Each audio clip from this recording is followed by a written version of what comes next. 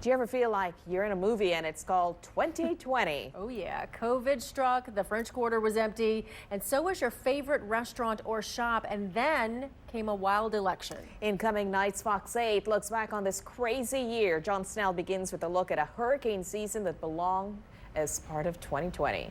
Building is getting gutted, and that's a skyscraper right there. Oh! Mother Nature blew a gasket in 2020.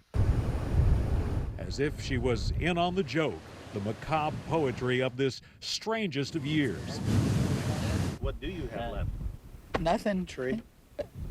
Few blocks. From Lake Charles to Pensacola, hurricanes spread destruction and misery. In fact, every single mile of the U.S. Atlantic and Gulf coastline was under a tropical watch or warning at some point during 2020. I call it a combination of hurricane season if you mixed it with Groundhog's Day, the movie. It seemed something was constantly brewing. 8 different times, Louisiana fell within the cone of uncertainty. 5 storms made landfall in the year that was Cristobal, Laura, Marco, Delta, Zeta. They marked out our spot right here. 4 months after Laura, some people in southwestern Louisiana still wait on FEMA trailers. And it's done been so long that the paint's done wore off. Forecasters say Laura was part of a recent pattern, storms rapidly intensifying as they approach the coast. This year was probably the worst, where multiple storms developed in the Caribbean or in the Bahamas. They moved into the Gulf, and that's where they rapidly intensified. In the dark of night, Laura barreled through Lake Charles, but it could have been much worse. The highest surge, over 17 feet, inundated a sparsely populated, mostly wildlife area southeast of Lake Charles. Put that 17 feet anywhere in Louisiana where there's people, it's a disaster. Wendell Curall runs the South Lafourche Levee District, which has vastly improved its flood protection since Hurricane Rita in 2005. That would have been a challenge, and I would not tell you today that we would have been successful or not successful. I don't know. The Great Walls built around New Orleans after Katrina are designed to withstand that kind of surge. But 2020 threw one last threat our way. Some of the strongest winds to hit the area in decades. I feel like every time y'all go live to me, and all of a sudden a massive wind gust just comes and blows me back a little. Hundreds of thousands of customers lost power in winds of over 100 miles an hour. Again, Zeta actually gave us a break. With a forward speed of roughly 25 miles an hour, this fast-moving storm was here and gone. The conditions you went through in that short period of time, if we would have extended that out for another 3 or 4 hours, just the damage we saw would be, astronomically more. So what exactly happened to make this hurricane season fit right into 2020? Many experts blame climate change. Others cite cyclical patterns. Warming oceans release more energy. In the short term, this year's weather patterns cooked more hurricanes. Last year, El Nino, the warmer than average waters in the Pacific, caused wind shear, which tends to knock the tops off storm clouds. This year, the opposite, La Nina. The cooler Pacific waters produced less shear and possibly more hurricanes. This year, the fact that we had La Nina was a big contributor to why all of a sudden, October and November, we were developing storms left and right. Wendell Curall points out history provides lessons about 2020. Take the year 1893. A Cat 4 hurricane barreled toward the Grand Isle area and killed at least 2,000 people, unaware such a monster was headed their way. That year, at least 9 other hurricanes formed, 3 on the same day. We didn't have satellites, so we didn't know how many hurricanes there were. The satellites and computer modeling that stress out people during hurricane season provide what would have been the envy of our ancestors, an early warning system that saves lives, even in a crazy year like 2020. John Snell, Fox 8 Local First. For several weeks, we've been following the extraordinary efforts of one man to save his little part of Louisiana's coast. Yeah, just when his work was about complete, Hurricane Zeta threatened to wash it all away. John Snell brings us this special Coast in Crisis report. On the west bank of Plaquemines Parish, in a spot accessible only by boat, childhood memories come flooding back for Christian Amity.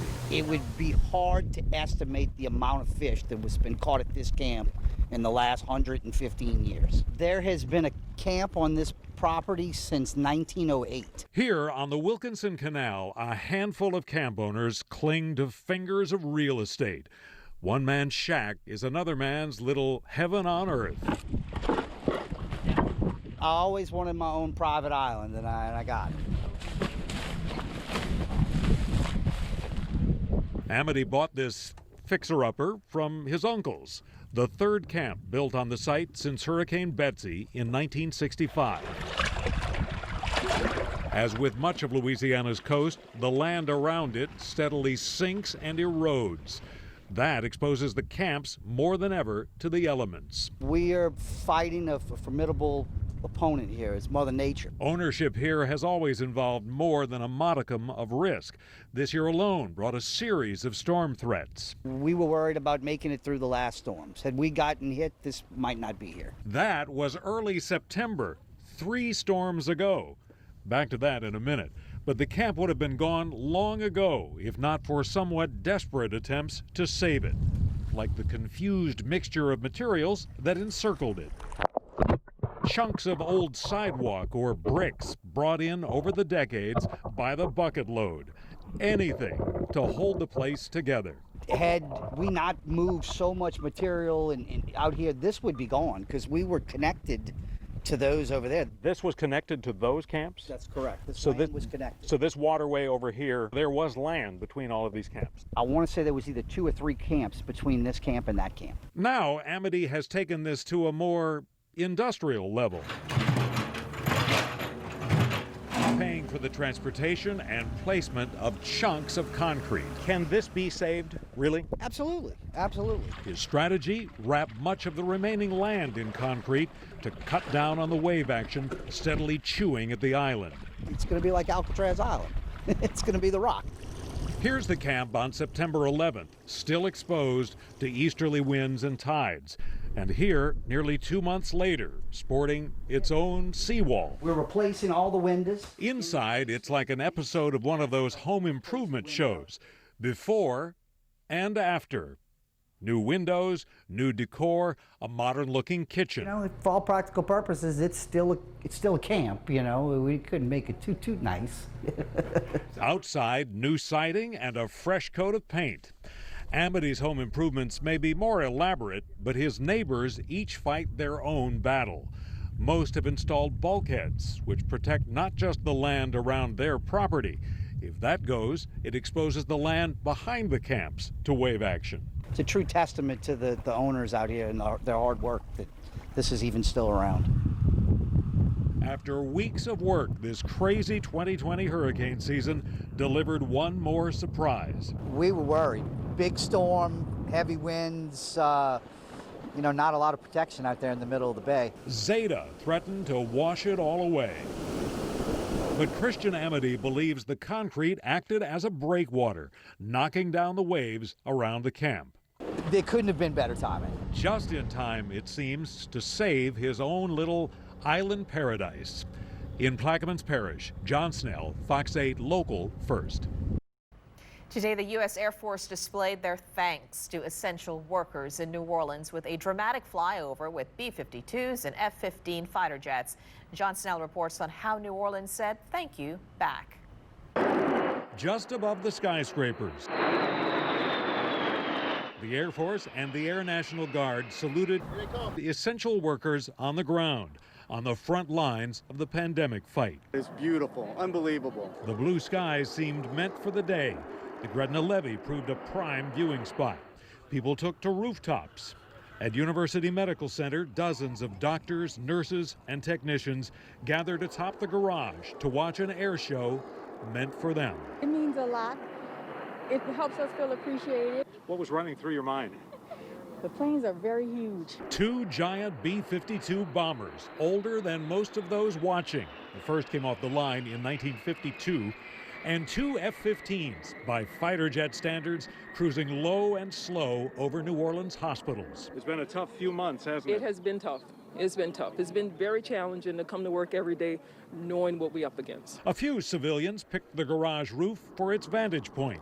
and found themselves sharing the moment with healthcare professionals. But as the nurses and doctors trickled out and the bombers started to fly over, it just sent chills. It was such a perfect location. Someone brought a flag in today. We thought that was a great idea. Before the flight, the commander of the Air Force 343rd posted a Facebook tribute. This is a huge honor for us. We're normally very comfortable on the front line, so when someone else is out there doing that battle, we truly appreciate it.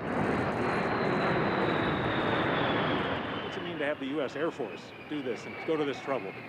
Oh, all their patriotism and our feeling of pride, and that our sacrifices are meant something to everybody. The Air Force meant it as a visible reminder of American solidarity against an unseen enemy. From the ground, the salute was returned.